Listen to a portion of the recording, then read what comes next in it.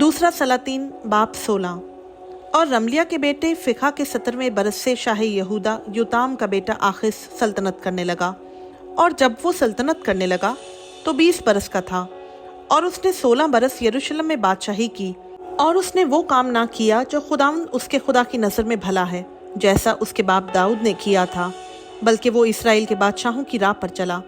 और उसने उन कौमों के नफरती दस्तूर के मुताबिक जिनको खुदावंद ने बनी इसराइल के सामने से खारिज कर दिया था, अपने बेटे को भी आग में चलवाया। और ऊंचे मकामों और टीलों पर और हर एक हरे दरख्त के नीचे उसने कुर्बानी की और बखूर जलाया। तब शाह अराम, रजीन और शाह इसराइल रमलिया के बेटे फ़िखा ने लड़ने को यरूशलेम पर चढ़ाई की, और उन्होंने आखिस को घेर लिया, लेकिन उस पर गालिब न आ सके। उस वक्त शाह अराम रजीन ने एलात को फतह करके फिर अराम में शामिल कर लिया, और यहूदियों को एलात से निकाल दिया, और अरामी एलात में आकर वहाँ बस गए, जैसा आज तक है। सो आखिस ने शाह असूर तिगलत पलासिर के पास एलची रवाना किए और कहला भेजा कि मैं तेरा खादिम और बेटा हूँ, सो तू आ और मुझको शाह अराम के हाथ से और शाह इसराइल के हाथ से जो मुझ पर चढ़ आए हैं रिहाई दे।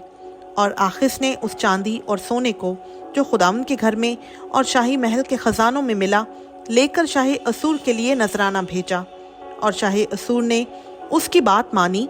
चुनाचा शाह असूर ने दमिश्क पर लश्कर कशी की और उसे ले लिया, और वहाँ के लोगों को असीर करके खैर में ले गया और रजीन को कत्ल किया। और आखिस बादशाह शाह असूर तिगलत पलासिर की मुलाकात के लिए दमिश्क को गया और उस मस्बा को देखा जो दमिश्क में था। और आखिस बादशाह ने उस मस्बा का नक्शा और उसकी सारी सनत का नमूना ऊरिया काहिन के पास भेजा, और ऊरिया काहिन ने ठीक उसी नमूना के मुताबिक जिसे आखिस ने दमिश्क से भेजा था एक मस्बा बनाया। और आखिस बादशाह के दमिश्क से लौटने तक ऊरिया काहिन ने उसे तैयार कर दिया। जब बादशाह दमिश्क से लौट आया तो बादशाह ने मस्बा को देखा, और बादशाह मस्बा के पास गया और उस पर कुर्बानी गुजरानी, और उसने उस मस्बा पर अपनी सौख्तनी कुर्बानी और अपनी नज़र की कुर्बानी जलाई, और अपना तपावन तपाया, और अपनी सलामती के ज़बीहों का खून उसी मस्बा पर छिड़का। और उसने पीतल का वो मस्बा जो खुदावंद के आगे था हैकल के सामने से, यानी अपने मस्बा और खुदावंद की हैकल के बीच में से उठवाकर उसे अपने मस्बा के शुमाल की तरफ रखवा दिया। और आखिस बादशाह ने ऊरिया काहिन को हुक्म किया कि बड़े मस्बा पर सुबह की सौख्तनी कुर्बानी और शाम की नज़र की कुर्बानी और बादशाह की सौख्तनी कुर्बानी और उसकी नज़र की कुर्बानी और मुमलकत के सब लोगों की सौख्तनी कुर्बानी और उनकी नज़र की कुर्बानी और उनका तपावन चढ़ाया कर, और सौख्तनी कुर्बानी का सारा खून और ज़बीहा का सारा खून उस पर छिड़का कर, और पीतल का वो मस्बा मेरे सवाल करने के लिए रहेगा। सो जो कुछ आखिस बादशाह ने फरमाया ऊरिया काहिन ने वो सब किया।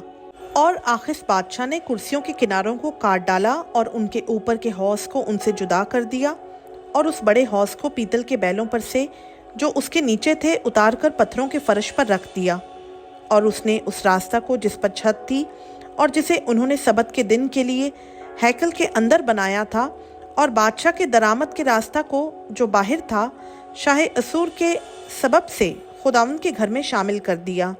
और आखिस के बाकी काम और सब कुछ जो उसने किया, सो क्या वो यहूदा के बादशाहों की तवारीख की किताब में कलम बंद नहीं? और आखिस अपने बाप दादा के साथ सो गया, और दाऊद के शहर में अपने बाप दादा के साथ दफन हुआ, और उसका बेटा हिस्किया उसकी जगह बादशाह हुआ। खुदावंद का पाक कलाम का पढ़ा, सुना, समझा और कबूल किया जाना हम सबों के लिए बाइस बरकत हो। आमीन।